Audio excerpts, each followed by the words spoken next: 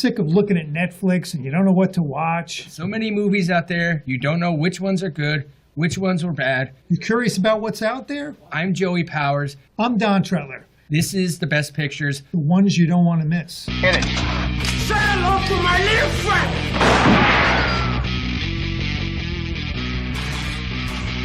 Frankly, my dear, I don't give a damn. Winners go home and prom queen. English, motherfucker! Do you speak it? Everyone in this room is now dumber for having listened to it. I don't deserve this. Deserves got nothing to do with it. No sequel for you.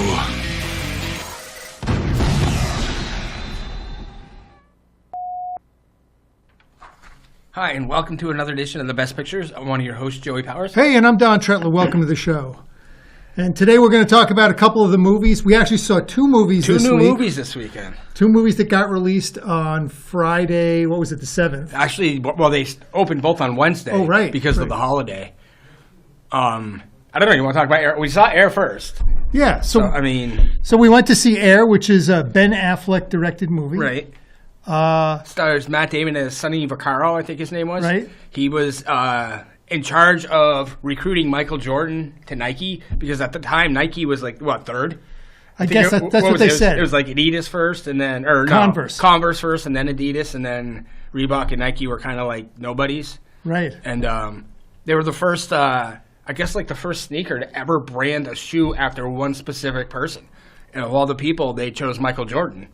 And they gambled right. Ended up working out all right. I mean, some of the numbers that they showed at the end of that are just mind-blowing, how much money that shoe creates in revenue just for him alone. Right. Let alone Nike. I guess, in looking at that, they really tried to play up like Nike was like poor or whatever, which I don't believe because I had Nikes in the 70s. So I know that there was, Nike was a big deal, but they weren't a big deal in basketball, I guess. Right, yeah. Which I still don't quite, I don't know. I think their numbers may be off that. I think guys were wearing Nikes. I mean, they're certainly the biggest in basketball now. I mean, no question about it. Just by having the Jordans alone. I mean, when he retired 20 years ago, they're still selling Air Jordans every year. It's like the number one shoe, basketball shoe. I don't think I've had many Nikes, to be honest with you. I mean, over the years, I think I've had, plenty of Converse. What was the other brand? Adidas. Never owned. I've never had a pair of Adidas shoes. I think I'm wearing Adidas right now. Actually. Yeah, I am wearing Adidas right now. I've owned all of them. I haven't never really had a lot of Nike. Mostly Reebok for me and Adidas. Right. But yeah, no, I just never. I got turned on to a new shoe. I had been wearing Brooks to go running, but a friend of mine said to me, "Oh, you got to try these Hokas. It's like pillows on your feet." And he wasn't exaggerating. Yeah. They were so incredibly comfortable. Maybe it's because they're brand new, but I wouldn't go back. I'm not going to go back to another brand, so I'm a Hoka guy now. I mean, I thought the cast was really good in the movie. Yeah. Matt Damon, Ben Affleck, Jason Bateman. We talked about how, what was his name? Chris Tucker? Yeah, Marlon Wayans. Marlon Wayans is like in it for like one scene. And he's billed as one of like the main stars of the movie, and he's literally just in it for one scene. Chris Tucker, we talked about this in the car afterwards. You could tell he's not really a dramatic actor, just because he just seemed kind of out of place. But the one thing I forgot to mention to you is Chris Messina is David Falk.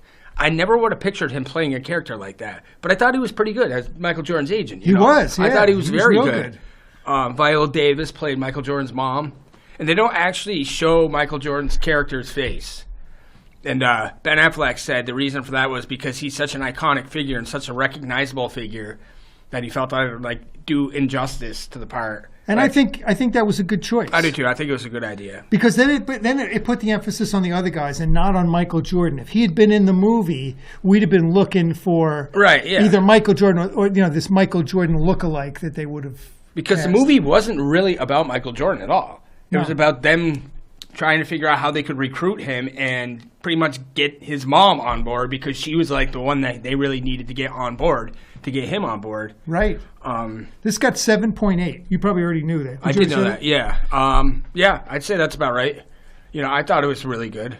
It was real good, real smooth movie. Yeah, I mean, it... I don't know if we're going to get it in Bellows Falls here, but... I don't know. I mean, they got champions. So if they got champions coming this weekend, anything's possible. So that's pretty cool. And that's, I'm kind of like... you and I had talked about, we were on the verge of going to see that movie. Right, and I ended up having to work. Right, and we didn't end up seeing it. So this is our chance. It's meant to be. Yeah, we're going to go see it this weekend. It didn't get rated very high. I mean, we can look it up, but I don't think it got. I don't think it's great, rating. And it's not. The thing is, it hasn't made a ton of money. That's really why I'm surprised that BF got it. I don't know if they're like in between right now because Urinetown maybe threw some of the other big budgets off. Right. So I think they're going to get Mario. They're definitely. You said they're getting it the week of the 28th. Okay. So they'll have it like the 28th or the 1st or whatever that weekend is. Because I'm planning on going and seeing it again. I definitely enjoyed it. But yeah, no, I think 7.8 was definitely in line for Air. I thought that was really good. It's in line with a lot of Ben Affleck directed movies. I think Gone Baby Gone's his highest at 7.9. But I think Argo's 7.6, The Town's 7.5. That's a pretty good. I mean, it's not a huge body of work, but it's a good, solid. Yeah, body of work. It's definitely solid. Yeah, I mean, he did. What is it? Live by Night. That was his one kind. Yeah, which you lent it to me. Not necessarily a flop, but 6.4 on IMDb. So it's still above the Mendoza line. Yeah, but definitely the lesser of the movies he's directed. I think without question. Right. I can't put I can't tell you what's wrong with the movie. But yeah, it wasn't bad. It wasn't a great movie. I just feel like expectations, or especially from Warner Brothers, were really high. Yeah. Because that was like his baby. He wrote it. He directed it. He produced it. He starred in it. He did everything. And they just didn't. They didn't market it right when it was released. I mean, they had it open on like Christmas Day in like 4 cities, and then they waited like 2 or 3 weeks before they opened it nationally. And by then, I think people just lost interest. Yeah. And maybe bad word of mouth from the 4 cities that people saw it, and I don't know. I mean, I think nowadays, to be honest, like right now, if I were the head of a studio, I would have a hard time bankrolling a gangster movie because there have been so many good ones, and you really have to hold up. Like we talked about one last week. The one with Jack Nicholson, written by Dennis Lehane. Oh, The Departed. The Departed, exactly. Which was actually, I said that was a Dennis Lehane movie, but wasn't that also, they made a Japanese movie? Yeah, that's a remake of a Japanese movie that came out in like 2002, I want to say. I think it was Infernal Affairs. Yeah, that's it. I haven't seen it because obviously I won't watch a movie that's in subtitles. Right. But I heard it's excellent, So, I mean, that's a hard, to try to match something like that, or Goodfellas, or Godfather. Yeah. I mean, to make a gangster movie, I mean, you got to have something special going on now that's going to like kind of get up to the level of those movies. So, why don't you tell us how did you see how did the movies do? Did you look them up? I did. Well, Mario blew away the competition by far. I mean, in the 3 weekends, just Friday, Saturday, Sunday, it made 146.3. For the 5-day opening, it was 204.6, and it made almost $21 million yesterday on a Monday. So I mean, it's 6-day total is like $224 million. Right. So, I mean, I think it's exceeded expectations. I mean, everybody knew it was going to be big because it's Mario. But, I mean, I don't think they expected it to be this big. It's kind of amazing. I think Air ended up with like $20 million over the weekend. No, I think it was 15 over the weekend, and the 5-day was like 20.1. Right. And then John Wick was up there like 14.7. Just holdovers after that. But why don't we, what did you think of Mario? I thought Mario was okay. It was pretty entertaining. We saw it in 3D, which made it even more exciting. No, it was fun. It was really fun. I mean, I was telling Alex before the show that, like, until like 10 minutes before the movie started, we were the only two in the theater. I was like, what's going on? I mean, this is Mario. We're all the kids. And then finally some kids piled in and stuff. But it was a madhouse when we went and saw Air Saturday night. I mean, the theater was a nightmare. It was completely packed. You waited like almost 15 minutes to get a couple of waters and a popcorn in line at the concessions, and they weren't there to see Air.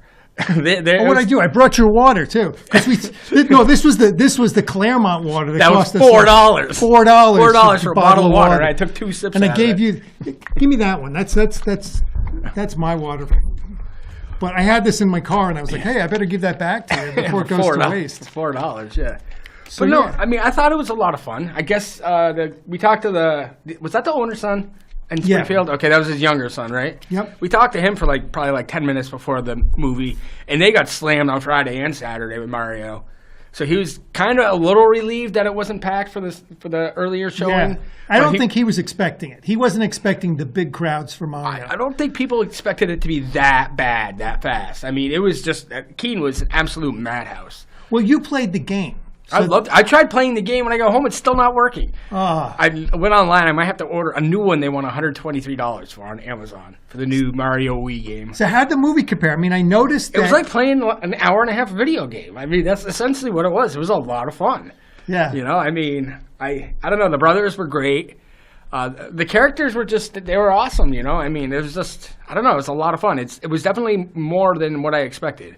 Because, you know, when we were talking to the owner's son, you know, we asked him about it, and he said, you know, it's Mario. You know, people are complaining about the plot, and it's like, it's Mario Brothers. What do you expect? It's going to be about the game, you know? I mean, right. What else would it be about? But it was. It's like towards the end, you know, when they're doing their thing at the end, they're literally like playing, you know, they're playing the game, you know? Right. And it was a lot of fun. They're going up steps. They're jumping from platform to platform. Yeah, they're hitting it, getting the mushroom and getting bigger and stuff like that, right. You know? So, no. Riding the carts, the Mario carts. Yeah, that part was really, really cool. But no, it was a lot of fun. I definitely am going to see it again when it comes to Bell Souls. It was definitely worth it. And yeah, no, I don't think the studio really expected it to be this big. So, but the 3D element I thought was fun. I haven't seen a movie in 3D in a long time. Well, you know what's hard is I don't know. I don't watch television, so I don't know how well they promoted it. I must have seen commercials for Super Mario. I don't remember actually seeing any previews for it. Yeah. Well, maybe that's why. I've been watching a lot of DVDs too, though. Maybe they're advertising it to kids. So maybe they're putting it on TV shows or hooking it up to stuff that we're not going to see. That we're not watching. Yeah, that very well could be. Right. So coming up this weekend, they have... They put it even higher. The Pope's Exorcist with Russell Crowe. Now, I think we've said, I haven't seen Russell Crowe in a while. He's played kind of supporting roles or co-lead roles with people. He did a movie about something about his son. His son had mental illness or something. I don't know. I didn't see it. It wasn't a big, huge hit.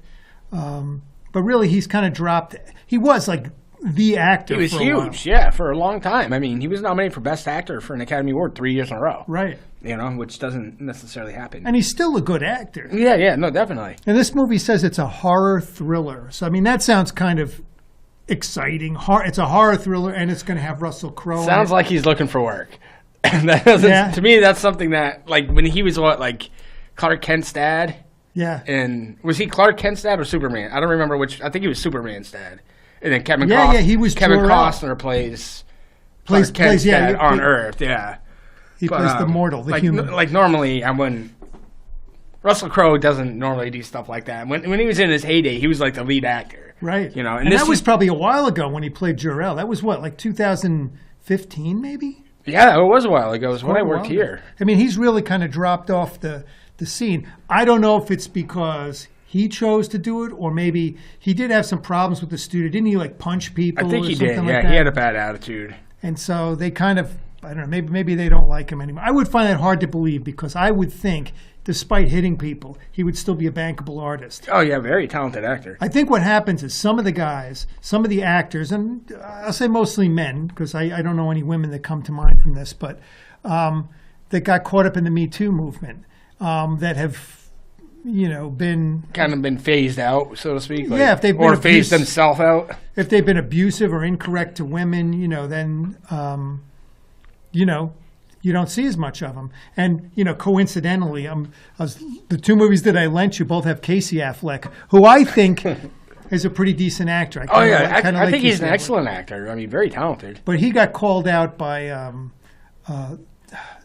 Who's the woman who starred in The Room? Brie Larson. Brie Larson, yeah. She had to give him the Academy Award when he won, because she won the Oscar the year before. So I remember that being a little awkward. So, I mean, we're not seeing that much since he won the Academy Award. We haven't seen much of Casey Affleck either. He's kind of dropped off. So I think studios didn't want to bankroll him, probably because they thought people wouldn't go to the movies at a protest. Right. I don't know if it's the same with Russell Crowe. I think maybe he just got overexposed for a while. I think a lot of Casey Affleck, too, though, is if you look at a lot of his movies, they're not really big-budget movies. Well, that's true. True. Gone Baby Gone was great, not a big budget. This, I heard, was great, not a big budget. Manchester by the Sea, he won Best Actor for, but not a big budget. You know, I mean, the only movies I can think of that he really had like a really big budget are the Ocean's movies. Right. You know, because even Good Will Hunting wasn't a huge budget. It ended up being a huge financial success. And he must have a real small part in that because I don't even really remember him. Yeah, he's part of the gang, part of, Matt Damon, Ben Affleck, and then him and Cole Hauser. But yeah, I mean, he's just not in like everyday movies, where it's going to open number one at the box office. He's just not that. I don't know if it's because he's not interested or could be studios aren't interested. Well, because you would think a guy that won the Academy Award would be marketable. Anybody, doesn't matter. Not to mention he's Ben Affleck's brother. Right. So but Ben didn't cast him.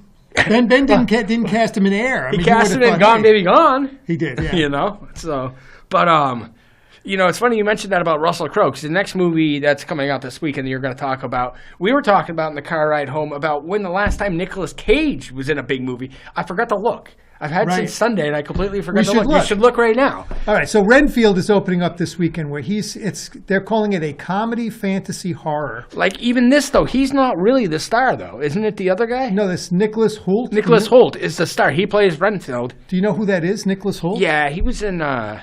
He's up and coming right now. He was in a couple bigger movies in the last couple of years. Let's look up Nicolas Cage. Now, Nicolas Cage, as we know, Nicolas Cage does a lot of he's working constantly. He does a lot of crap. He'll do anything. He will literally do anything. So probably once a year he comes out with a decent movie. Maybe not a big budget movie, but we were saying, when's the last time he had a big budget movie? This is the movie I was telling you about, The Unbearable Weight of Massive Talent. Mm-hmm. Not big budget, but I mean, that's supposed to be pretty decent. Pig, that's supposed to be really good too. But I'm going through, we're not finding, let's see. No. I mean, you're back to 2019 already, and none of those were big budget movies. Color Out of Space, no, I mean, we're not. So, I mean. We're not finding any. Spider-Man Into the Spider-Verse. He was Spider-Man War. Oh, he was a voice. Oh, it's just a card. Yeah, it's animated. Yeah, so let's see. But I mean, him actually being the lead in a big budget movie. I mean, Mandy. That's one that Colin. You've seen it. Colin recommends. He's recommended that before. Mandy. Man, we're not finding anything. I mean, I mentioned maybe. What was the one with him and Rose Byrne? Knowing. Knowing. If that was possibly the last big budget movie that he was the lead in. Yeah, that's a ways back. Because that's like 2009. Back. This one was good. I saw Joe. I mean, he has good movies, but not big budget stuff. I mean, Ghost Rider was probably The Spirit of Vengeance. That's probably the last big budget movie. Yeah. And that's 2011. Wow. That's 12 years ago since he's been the lead in a big budget movie. That's insane. He's out there. I mean, he's out there doing stuff, but he's just not doing the big budget. He's not a big bankable guy. No, I mean, I was looking at some of his highest rated movies up there. Leaving Las Vegas, I thought was really good. The Rock, I thought was really good. And Face Off, I thought were really good. Those were all, I mean, Leaving Las Vegas wasn't a big budget movie. But The Rock and Face Off were both big budget movies. Yeah. And I thought those were both really good movies. This is one good, 2009, Bad Lieutenant, Port of Call, New Orleans. You seen that one? I haven't. Oh, I recommend that one. I haven't even seen the first Bad Lieutenant. We found Knowing, 2009. 2009, yeah. Holy That's Moses. what I mean. He's not a big star. He's not. I mean, he was for a while, but he's definitely not anymore. Well, would he bring you into the movie theater? If you saw Nicolas Cage, I mean, does that make you go like, oh, I got to go? No, you know why? Because he's diluted his name by making so much crap. The other thing, too, with me is I never really thought he was that good of an actor to begin with. Yeah. I don't know. I feel like he always, he acts the same no matter what kind of character. I guess you're right. I like Nicolas Cage. But he's not one of my favorite actors, and he's not one of the guys I would say is like a really talented actor. He's not very versatile. I feel like maybe Keanu Reeves is in that same boat too. I like Keanu Reeves. I think he's more talented than Keanu Reeves, though. Yeah. I mean, I don't think Keanu Reeves to me just reads off a piece of paper. Yeah, and they just tell him to grunt or whatever at the end of it or something. I think there's a lot of actors I like, but they're not my favorites. Right. You know? Yeah. No. I definitely like. So you know who's one of my favorites? I lent you in there. We don't talk about him a lot. Is Ben Foster. Ben Foster's kind of on the ride. Anything he's in, I think he does an excellent job in every movie. He was in that. He's an Alpha Dog. He was really good in Alpha Dog. He was real good. Did you see The Messenger? The one with Woody Harrelson? Did you like that? Yeah, I did. He was good in that. I haven't seen that. He's good in. Let's see. He did one with that guy you don't like, Chris Pine, and Jeff Bridges. Oh, is that a Western? Yeah. Yeah, I know. I don't remember what it's called, but I know what you're talking about. He and his brother, he and Chris Pine, they're brothers. Yep. And they're plotting to rob a bank. And Jeff Bridges is the cop that's trying to like prevent them from continuing to rob banks and stuff. See, it was interesting. That's probably something I would like. 'Cause I really like Jeff Bridges, and I think Ben Foster's a really good actor. I don't know what it is about Chris Pine. I didn't like This Means War, and I didn't like him as Captain Kirk. You know, and those are really the only two things I've really seen him in. This Means War is like Hell or High Water. That's the name of the movie. Okay. And I really wasn't aware of Chris Pine before that movie, but I liked him in that movie. So, yeah, no, I mean he could be a good actor. Like I said, it's just a small sample that I've had, but I just didn't like either performance. But This Means War is Chris Pine, Tom Hardy, and Reese Witherspoon. Right. They're like CIA agents. Yeah, you were telling me about that. That sounds fun. And they find out they're dating the same girl, and it's Reese Witherspoon. It's funny, you know. I really like Tom Hardy, but just Chris Pine, I don't know. I didn't care for him. I was gonna say coming up the following weekend, it looks like the big release is Evil Dead Rise, which is going to be released opposite Beau is Afraid with. I want to see that Joaquin Phoenix. Yeah, it's got Joaquin Phoenix. Anything with Joaquin Phoenix, I want to see. There's a name. There's a name that's going to pull me into the movie no matter what he does. And those are both going to be released on the 21st. So we got stuff coming up. One thing I have a question is it 2023 or 2024 that Joker 2 comes out? Joker 2, let's look. I've been waiting for that movie to come out. Joker came out, 2019? Joker 2. Oh, yeah, there it is right there. Yeah, it's him and Lady Gaga. Folie à Deux? Is it 2024? 2024. Seriously? So we still got like another year and a half. The sequel to the 2019 film Joker. Wow, I'm really surprised that Joaquin Phoenix would do that. I mean, I think it's still like 8.4 on IMDb, and he did win an Oscar. Yeah. And it made a ton of money. Yeah. You know, made like $330-something million just in America. For an R-rated movie, that's probably top 5 domestic of all time. Yeah. So, I mean, I just think of him as kind of like an A-list actor and not somebody that would do a sequel.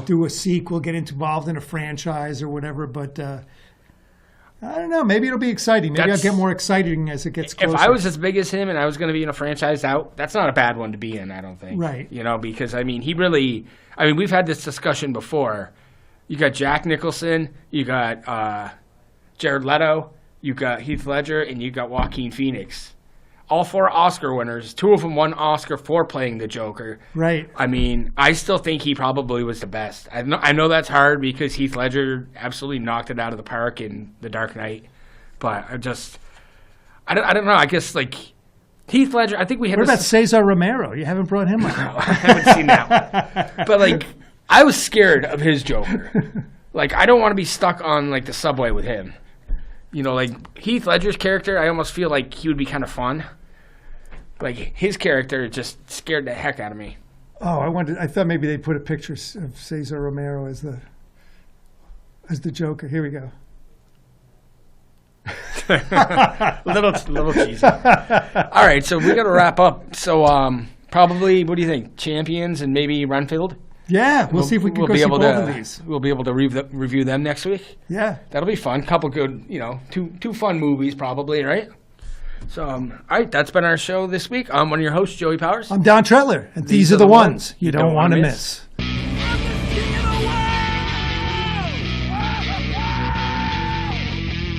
Gentlemen, you can't fight in here. This is the war room. Here's Johnny. Go ahead. Make my day. Life moves pretty fast. If you don't stop and look around once in a while, you could miss it.